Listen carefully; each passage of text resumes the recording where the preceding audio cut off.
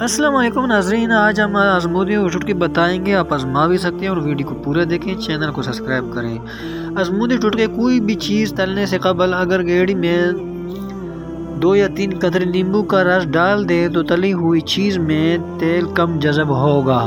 Switch board چمکنے کے لیے کسی بھی کپڑے پر اگر نیل پالش ریموور لگا کر اسے صاف کریں تو چمک اٹھے گا۔ یہ بھی ازمودی ہوئے نسخے ہم کوشش کرتے ہیں کہ جتنے ازمودی ہوئے نسخے ہیں تو آپ کو پیش کر سکیں، تو آپ نے چینل کو سبسکرائب کرنا ہے اور ایک پیارا سا اچھا سا کمنٹ بھی کرنا ہے۔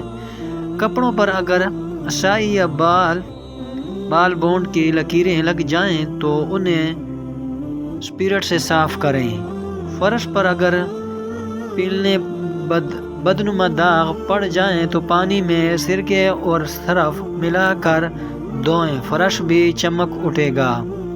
یہ ہم ازمودی اور ٹوٹکے بتاتے ہیں تو آپ انشاءاللہ اس کو آزمائیں تو آپ کو خود ہی اندازہ ہو جائے گا۔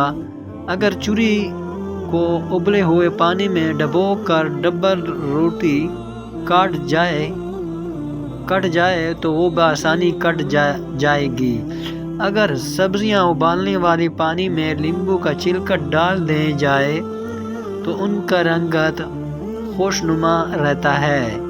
ہاتھ سے لہسن کی بدبو ختم کرنے کے لیے ہاتھوں کو اسٹیل کے چمچے سے رگڑ کر سادے پانی سے دھو لیں۔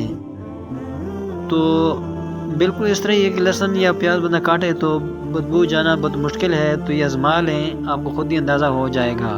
پیاز جلدی گلنے کے لیے باریک گول گول لچوں میں کاٹیں۔ اگر کام کرتے ہو ہاتھ جل جائے تو متاثرہ حصے پر پانی ڈالنے کے بجائے دہی لگائیں، فوری آرام ملے گا۔ اسی طرح چار دیواری میں جسم وار آپ کرنے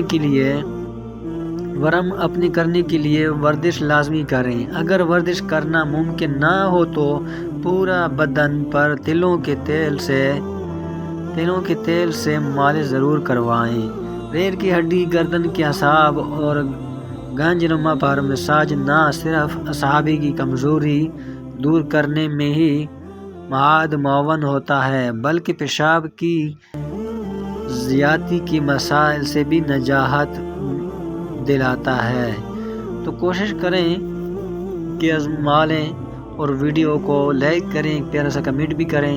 ویڈیو دیکھنے کا بہت شکریہ۔ اگر ویڈیو پسند آئے تو ویڈیو کو لائک، کمنٹ اور اپنے دوستوں کے ساتھ بھی شیئر کر دیں۔